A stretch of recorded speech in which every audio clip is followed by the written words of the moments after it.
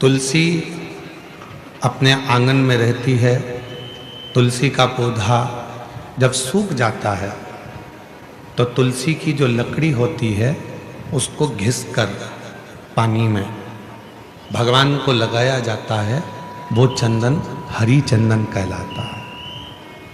और कोई बेलपत्र का वृक्ष जब सूख जाता है और उसकी जो लकड़ी होती है उस लकड़ी को घिसकर जो चंदन बनाया जाता है और शिव को लगाया जाता है उसको शिव चंदन कहते हैं।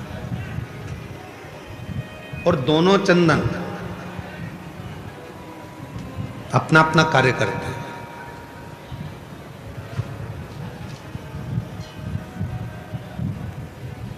जैसे चंदन लगाते समय 3 उंगली का प्रयोग हम भगवान शिव पर करते हैं।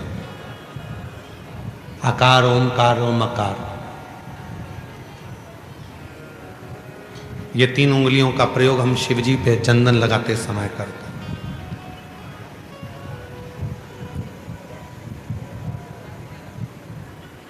शिव चंदन एक ऐसा चंदन, जब कोई बेलपत्र की लकड़ी, कोई बेलपत्र का पेड़ जब सूखता है तो उसकी छोटे से लकड़ी को हम अपने घर में रखकर उसको घिसकर शिव जी को इन 3 उंगलियों से चंदन को लगाते हैं।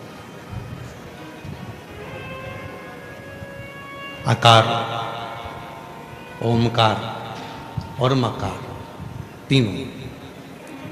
पर इन 3 उंगली को जब हम लगाते हैं और 3 उंगली से जब हम त्रिपुंड बाबा का लगाते हैं तो उसमें जो नीचे की उंगली है मकार, जो नीचे की रेखा है मकार, हम जब चंदन लगा रहे हैं तो नीचे की जो रेखा है, एक कोई फोटो आया है, जैसे ये 3 उंगली से ये चंदन लगा, आकार, ओमकार और ये मकार।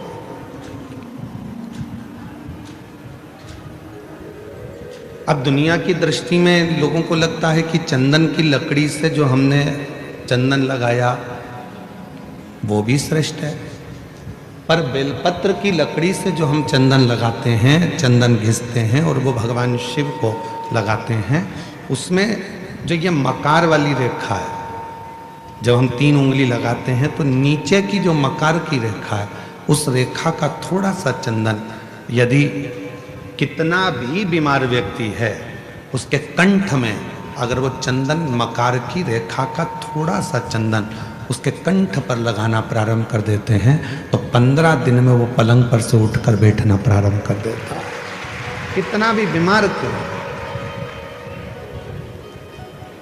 आकार, ओमकार और मकार, 3 रेखाएं हम चंदन की खींचते हैं। जैसे इसमें 3 रेखा खींची, 3 रेखा। एक हरी चंदन है जो तुलसी की लकड़ी को घिसकर, जब तुलसी सूख जाती है, तुलसी जब सूख जाती है तो उसकी लकड़ी को घिसकर तैयार करा जाता है, उसको हरी चंदन कहते हैं। और वो हरी चंदन भगवान नारायण को, शालिग्राम भगवान को, भगवान नारायण को, भगवान विष्णु को वो हरी चंदन लगाया।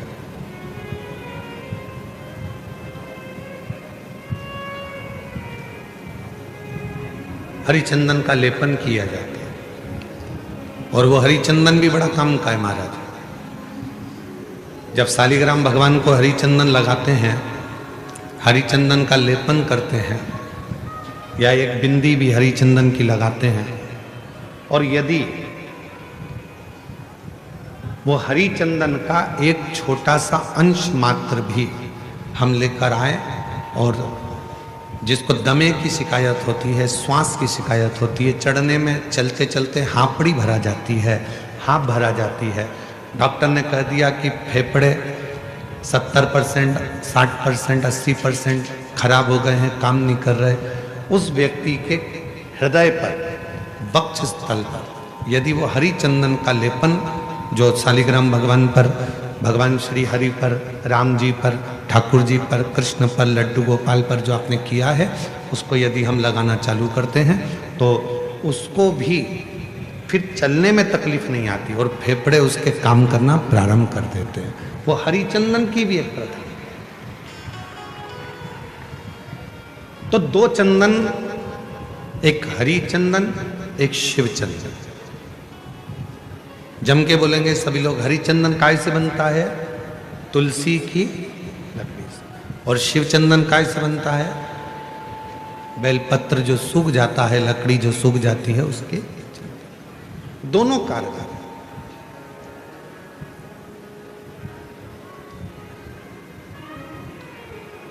और तेरी पूजन को भगवान बना मन मंदिर आलीशान। तेरी पूजन को भगवान बना मन मंदिर आलीशान। घिस घिस चंदन तुझे लगाऊं, नित नित तुझको रोज मनाऊं। घिस घिस चंदन तुझे लगाऊं। हे भगवान, नित्य तेरे को मैं मनाऊं। घिस घिस चंदन रोज लगाऊं, नित नित भोला तुझे मनाऊं। घिस घिस चंदन रोज लगाऊं, नित नित भोला तुझे मनाऊं। तेरी पूजन को भगवान बना मन मंदिर आलीशान। तेरी पूजन को भगवान बना मन मंदिर आलीशान। बना मन मंदिर आलीशान। तेरी पूजन को भगवान बना मन मंदिर आलीशान। तेरी पूजन को भगवान। नित्य पूजन का एक फल। आज सनातन धर्म पर लोग उंगलियां उठाते हैं। आज सनातन धर्म पर लोग आक्षेप लगाते हैं कि तुम पत्थर की पूजन करते हो। आज सनातन धर्म पर लोग उंगलियां उठाते हैं कि तुम मंदिर जाते हो, जल चढ़ाते हो, पत्थर पर जल ढोलते हो। एक एक साइंस के एक एक उद्देश्य को यदि उठाकर पढ़ोगे तो पूरा साइंस हमारे सनातन धर्म की प्रधानता बताता है। और सनातन धर्म में जितनी पूजन की पद्धति है वही साइंस ग्रहण करता है। वही साइंस। आज दुनिया के लोग इस साइंस वाले कई लोग कह देते हैं हम सनातन को नहीं मानते, ये सब आडंबर है, सब पाखंड है, सब ढोंग है। नहीं,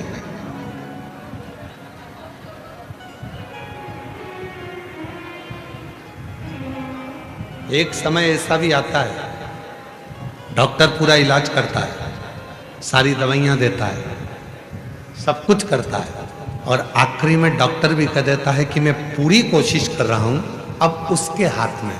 मतलब डॉक्टर को भी मालूम है कि एक डॉक्टर और बैठा है, वो काल अधिपति महाकाल कहीं ना कहीं बैठकर इस कार्य को कर रहा है।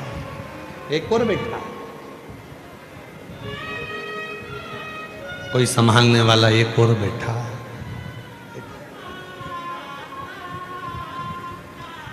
शिव कथा कर रहे हैं। कल कथा में कहा था कि दुनिया में किसी की सामर्थ्यता नहीं है कि कोई तुम्हारा बुरा कर दे। अपना बुरा हम खुद कर रहे हैं, कोई दूसरा बुरा नहीं कर सकता।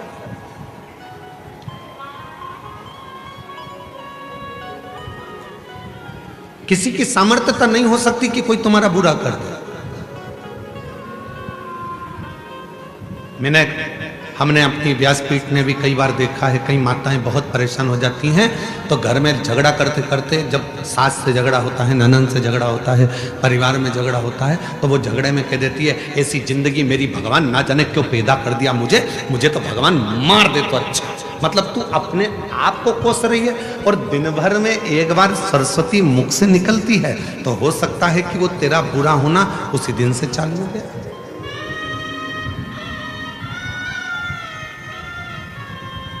कई बार पुरुष, मेरे जीजा हुन भी जब परेशान हो जाते हैं तो कहते हैं भगवान ये शरीर तो भगवान तूने ऐसा दे दिया। कई माताएं दिन भर बैठी बैठी सोचती रहती हैं कहीं मुझे ये बीमारी तो नहीं हो गई, मेरे शरीर में गठान हो गई, कहीं मुझे ये वाली बीमारी तो नहीं हो गई, मेरे को भोजन नहीं पच रहा तो मुझे ये बीमारी तो नहीं हो गई, मेरी आंखें दुख रही हैं तो आंखों में ये बीमारी तो नहीं हो गई, मेरी कमर से चलते नहीं बन रहा तो मेरा कहीं गुरिया तो नहीं खसक गया, मेरा घुटने से चलते नहीं बन रहा मेरा घुटना तो बेकार नहीं हो गया, कहीं घिस तो नहीं गया। प्रत्येक स्त्री पुरुष आज के समय में प्रत्येक व्यक्ति अपने लिए ही बुरा सोच रहा है।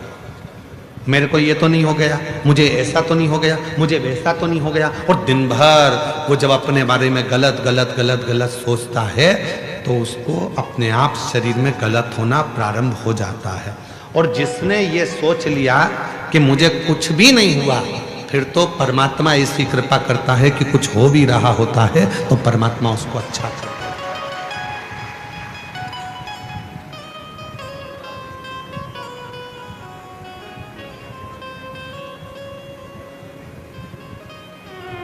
उसका प्रमाण इस कथा के मंडप में एक माता जी बैठी हुई है।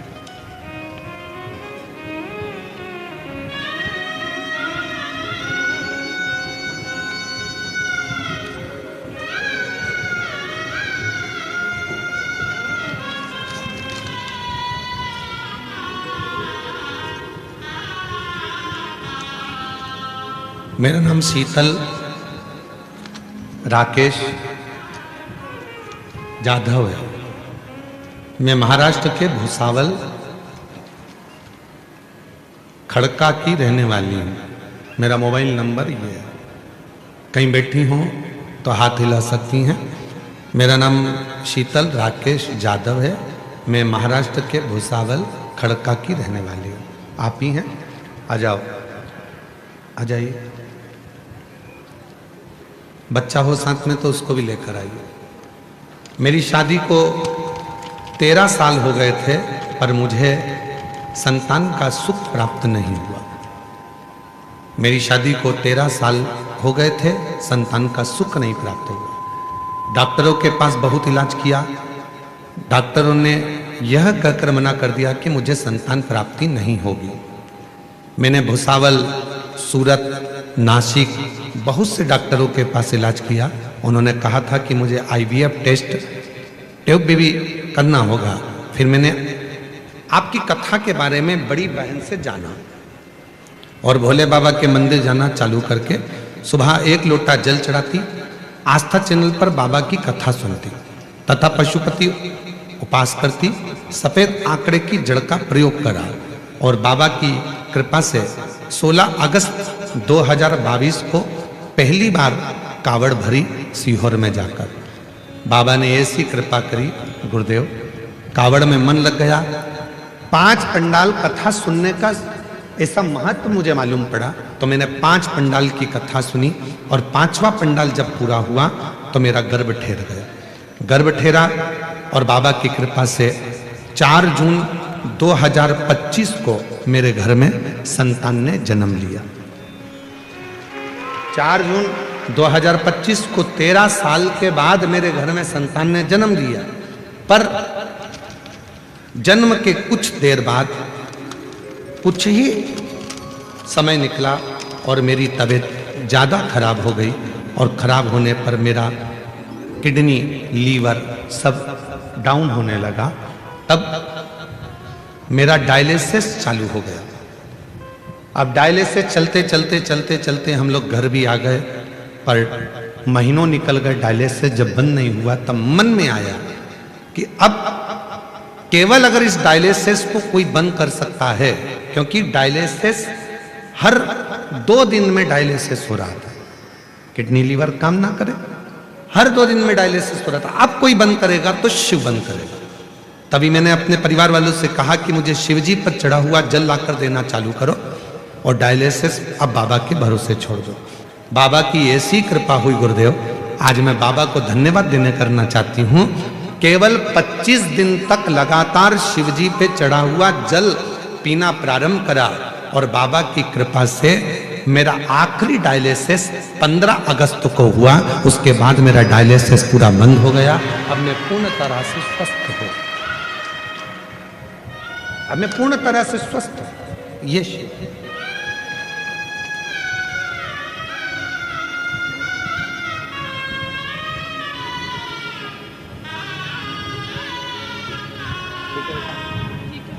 शंभू, बाबू बाबा बाबा बाबा बाबा शंभू शंभू, चल प्रणाम करो। जोरदार ताली बजाओ 13 वर्ष के बाद।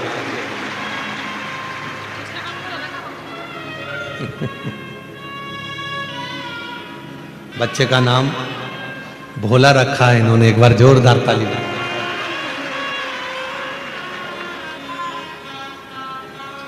और तेरी कृपा बिना न हिले एक भी अणु, लेते हैं श्वास तेरी कृपा से तनु तनु।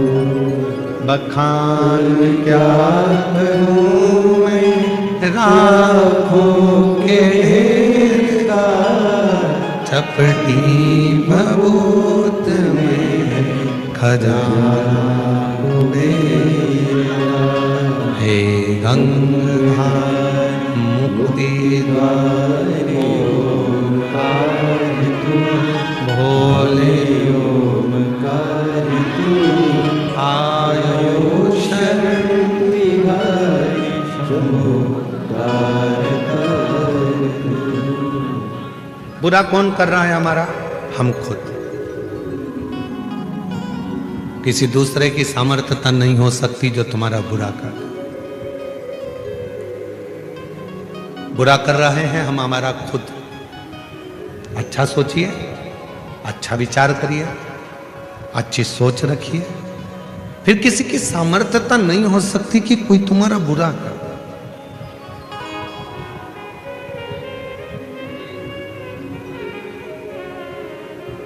मुझे लग रहा है कि मेरा तबीयत में ऐसा होगा तो वो होगा, और तुमने सोच लिया कि मुझे कुछ नहीं होगा, आग लगे बस्ती में अपन रहो मस्ती में, क्या किसको रोइए चादर तान के सोइए।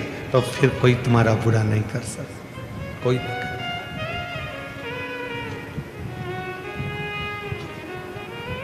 चंद्रदेव की कथा चल रही है। चंद्रशेखर चंद्रमौली शिव महापुराण की कथा चल रही। चंद्रदेव का बुरा लोग कर रहे हैं। दक्ष प्रजापति ने चंद्रदेव को श्राप दे दिया।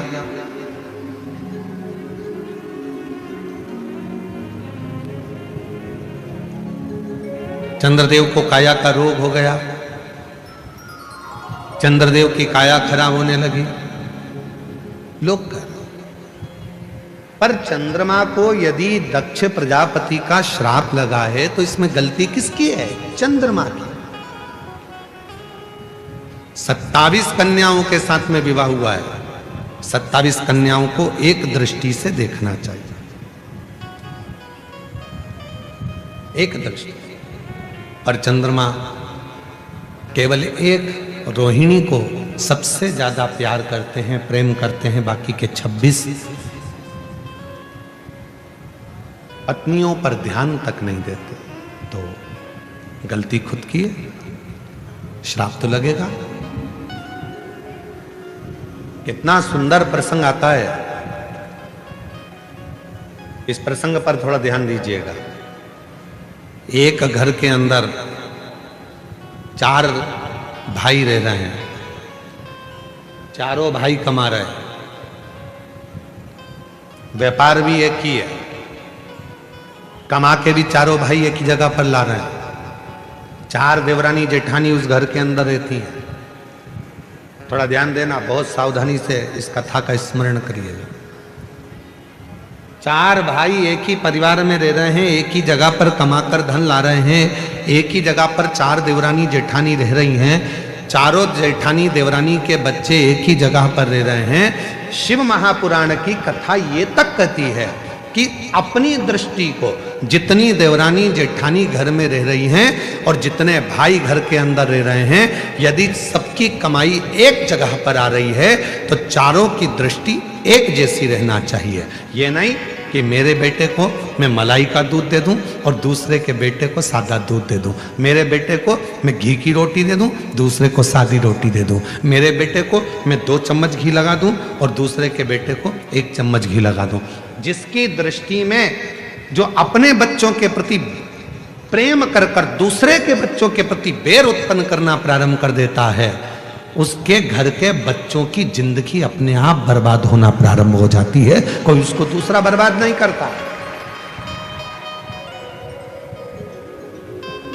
अब ये बात हमने एक बार कथा में कही तो एक बहन जी ने लिखकर भेजा, तो क्या हम हमारे बच्चे के लिए अच्छा नहीं सोच सकते? सोचो, मना कौन कर रहा है? पर जब तुम एक जगह पर रह रहे हो तो सबके प्रति सब बच्चे तुम्हारे हैं, सब बच्चे। एक बार हमने कथा में कहा था, सबसे ज्यादा नरक में कौन जाता है? याद है आप लोगों को? बोलो तो जम के। सबसे ज्यादा नरक में कौन जाता है? तो एक बार हमने कथा में कहा था, सबसे ज्यादा नरक में जाता है प्रसाद बांटने वाला।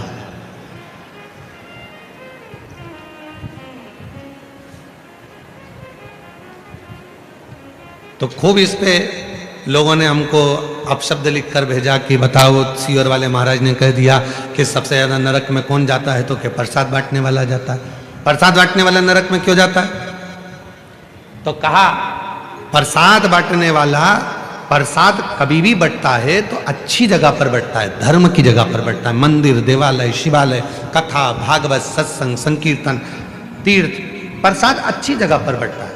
प्रसाद कभी किटी पार्टी में नहीं बंटता, प्रसाद शादी के फंक्शन में नहीं बंटता, प्रसाद 25वीं शादी की सालगिरह में नहीं बंटता, प्रसाद सिल्वर जुबली गोल्डन जुबली पर नहीं बंटता, प्रसाद धर्म की जगह पर बंटता है। और जब धर्म की जगह पर कोई व्यक्ति प्रसाद बांटने खड़ा होता है, दूसरा आया तो हाथ ऐसा होता है, और खुद के घर का पहचान वाला आया तो हाथ ऐसा हो जाता है, वो व्यक्ति नरक चले जाता है। पत्नी आई, हाथ बड़ा, बेटा आया, हाथ बड़ा, कोई दूसरा आया, हाथ छोटा, सबको ऐसे ऐसे ऐसे ऐसे दे रहे। तो जैसी पत्नी आके खड़ी हुई तो मुट्ठा भर के दे दिया, बेटा आया तो मुट्ठा भर कर दे दिया, कोई आया परिचित भाई आया, काका आया, काकी आई, तो उन्होंने पस भर कर दे दिया। पर उसने ये नहीं सोचा कि हम धर्म की जगह पर खड़े होकर प्रसाद में भेदभाव कर रहे हैं। जब हम प्रसाद में भेदभाव कर रहे हैं तो वो परमात्मा की दृष्टि में रहेगा और हमको नरक भोगना पड़ेगा।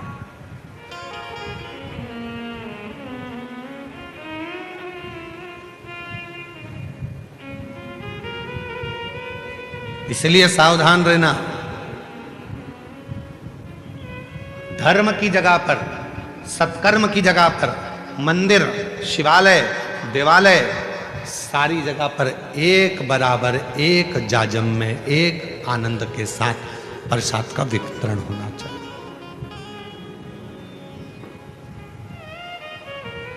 एक जगह।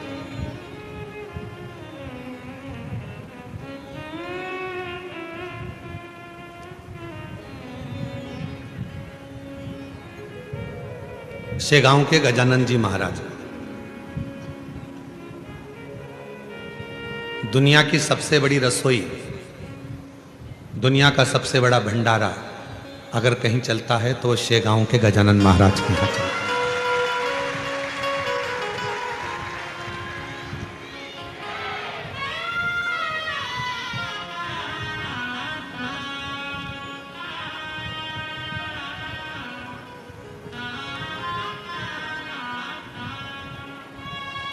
लगभग 28 साल पहले की बात है।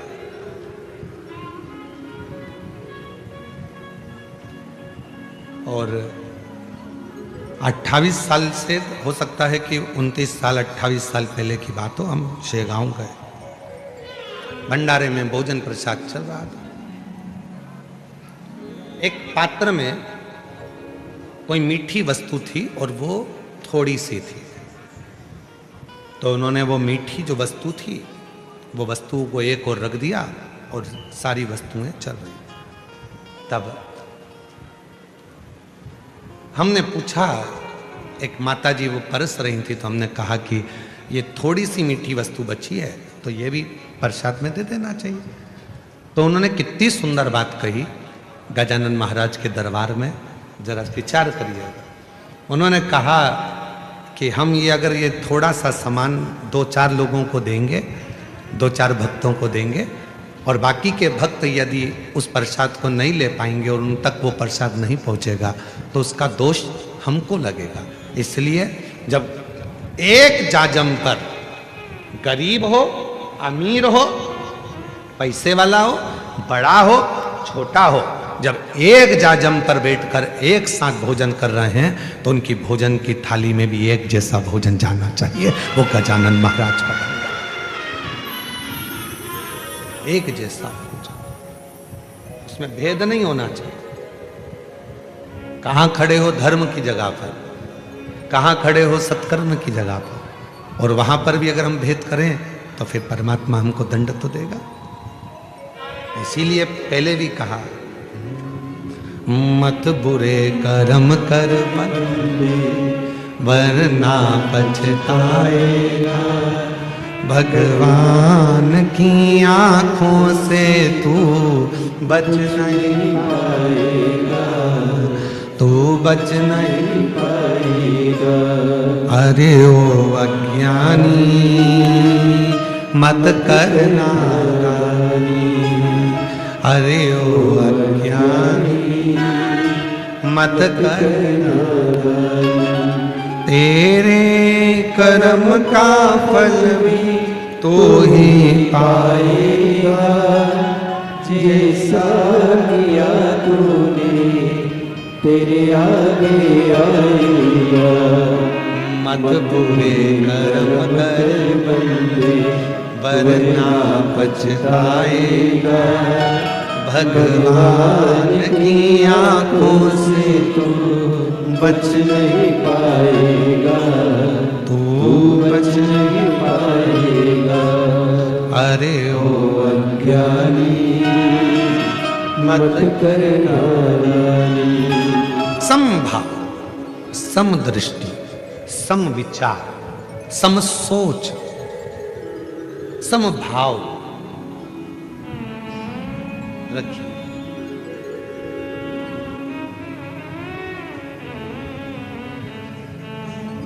आज के जमाने में लोगों की सोच दो मुखी हो गई, अपने लिए अच्छा सोचना, दूसरे के लिए बुरा सोचना। मेरा बेटा डॉक्टर बने, कलेक्टर बने, इंजीनियर बने, कमिश्नर बने, आईजी बने, डीआईजी बने, दूसरे का बेटा कुछ ना करे, और अगर वो बढ़ भी गया तो मन दुख रहा है कि वो क्यों बढ़ ना।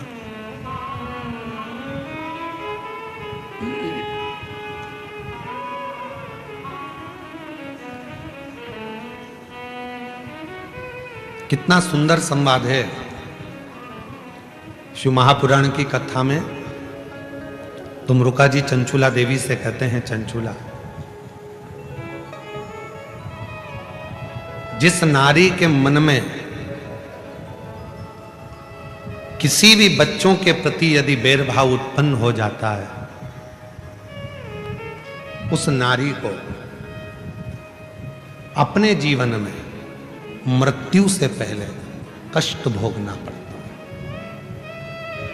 बहुत कष्ट।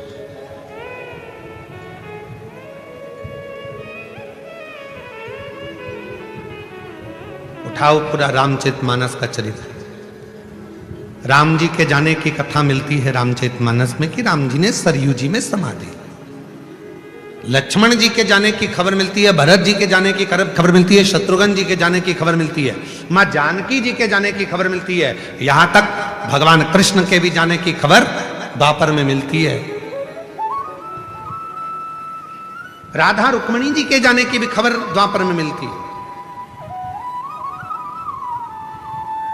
आप सब विद्वान बैठे हो, सब विद्वान हो, ऐसा नहीं कि आप में विद्वत्ता नहीं है। आप में से किसी को मालूम हो कि मंथरा कब गई, कैसे गई, मंथरा के प्राण कैसे छूटे, मंथरा का शरीर कैसा छूटा। अगर आप लोगों को किसी को मालूम हो तो हमको जरूर लिख के भेजना कि मंथरा ऐसे मरी थी। जिस समय पर भरत जी महाराज को मालूम पड़ा कि मंथरा ने भगवान राम जी को वन भेज दिया, क्रोध में आ गए भरत जी महाराज मंथरा के ऊपर, पर मंथरा को कुछ नहीं कहा। क्या क्यों इस राम जी आए वनवास से वापिस, मंथरा सामने खड़ी थी और मंथरा ने हाथ जोड़कर राम जी से कहा था कि मुझे आप मृत्यु दंड दे दो, मैं मर। राम जी ने कहा, मां क्यों ऐसी बात करती हो कि मृत्यु दंड दे दो। तब लक्ष्मण जी ने कहा, भैया ये मंथरा जिसने तुम्हें 14 वर्ष के लिए माता केकई से कहकर वन पहुंचाया था, आप मंथरा को मृत्युदंड क्यों नहीं दे देते। ये कितने घर में जाएगी और कितने घर फोड़ेगी और कितने घरों में वनवास कराएगी। भगवान लक्ष्मण जी ने जब कहा, राम जी ने समझा कर कहा, लक्ष्मण कुछ मत बोल, सबको अपने कर्म का दंड भोगना पड़ता है। इस मंथरा को अगर मैं मृत्यु दंड दे भी दूंगा तो ये तुरंत मर जाएगी, पर इसके कर्म का भोग अभी इसको पृथ्वी पर रहकर भोगना पड़ेगा। जब मौत आएगी उससे पहले इसको भुगतना पड़ेगा। ये मृत्यु का कर्म है, मृत्यु का। देवरानी का बच्चा आगे बढ़ रहा है, जेठानी को प्रसन्नता होना चाहिए। जेठानी का बच्चा आगे बढ़ रहा है, देवरानी को प्रसन्नता होना चाहिए। कोई अग्रण्य जा रहा है, प्रसन्नता रहो। घर में हाँ, यदि तुम अलग मकान में चले गए, तुम्हारा मकान अलग हो गया, तुम्हारी कमाई अलग हो गई, तुम्हारा घर अलग हो गया, उसके बाद अपने बच्चे के लिए सोचो, मना नहीं। पर जब सामूहिक रूप से रह रहे हो, एक जगह पर रह रहे हो, एक जगह पर खा रहे हो, एक काम चल रहा है, एक व्यापार चल रहा है, एक जगह पर सारा परिवार रह रहा है, तो सबके लिए सोचना, सबके लिए श्रेष्ठ सोचना, सबके लिए अच्छा विचार करना।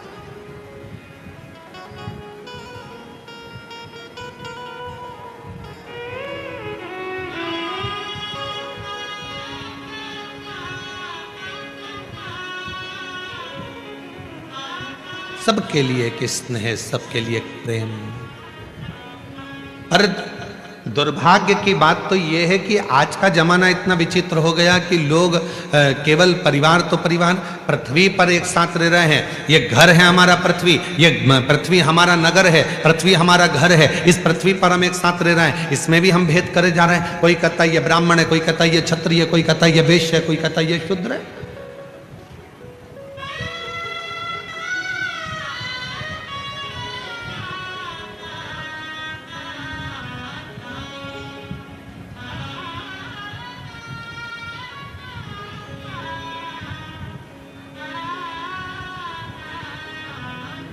पर ऐसा कौन सा मनुष्य संसार में पैदा नहीं हुआ जिसको भगवान ने ब्राह्मण, क्षत्रिय, वैश्य, शूद्र बनाकर पैदा ही नहीं करा।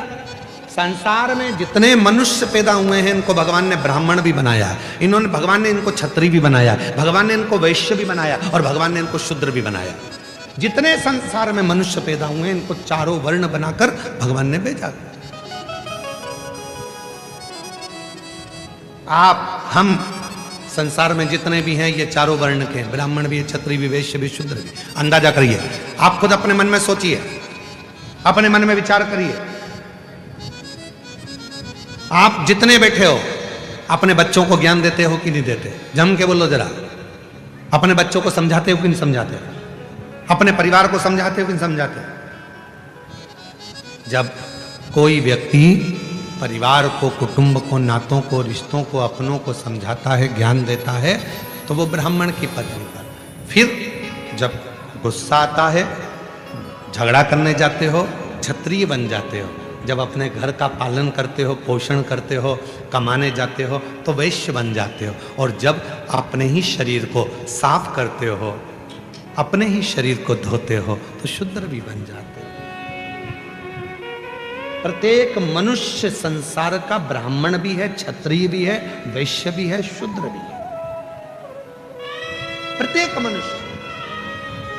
अब उसमें भेद क्या करना, क्यों सोचना?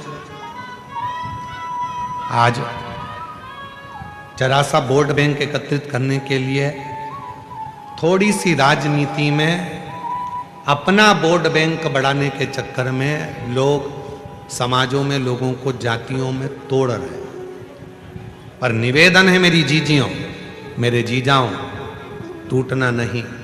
एक लोटा जल देवाधिदेव महादेव को चढ़ाते रहना और बाबा के बने रहना, शिव के बने रहना। हमें टूटना नहीं, हमें जुड़ना।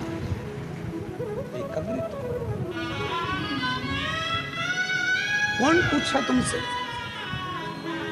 एक मंडप के नीचे, एक पंडाल के अंदर बैठे, आप में से कोई ब्राह्मण होगा, आप में से कोई क्षत्रिय होगा, आप में से कोई वैश्य होगा, आप में से कोई शूद्र होगा।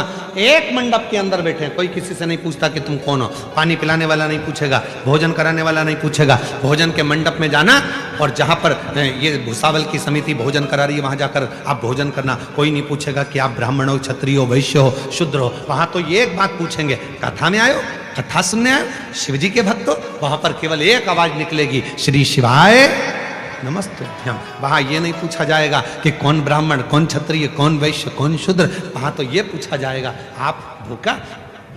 भूखे को भोजन, प्यासे को पानी, जय बाबा बता। वहां तो केवल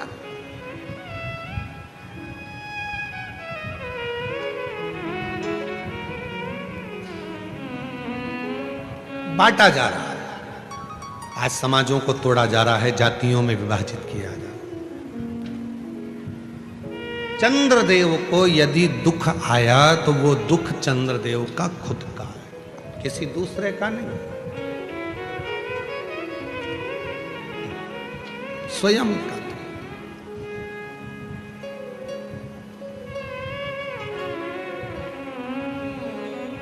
अब देखिए चंद्रदेव ने दुख कैसे प्राप्त करा, जरा ध्यान देना इस कथा पर। चंद्रशेखर चंद्रमौली शिव पुराण भुसावल में चल रही है, ध्यान दीजिए। दुख कैसे प्राप्त करा चंद्रदेव ने? देवताओं की सभा लगी थी,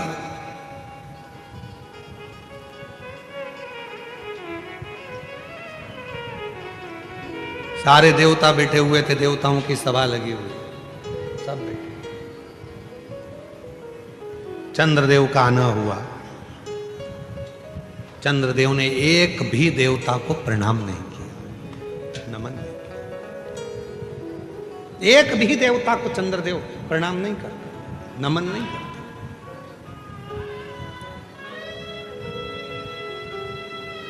चंद्रदेव को भगवान विष्णु को प्रणाम करना था, ब्रह्मा जी को प्रणाम करना था, इंद्र को प्रणाम करना था।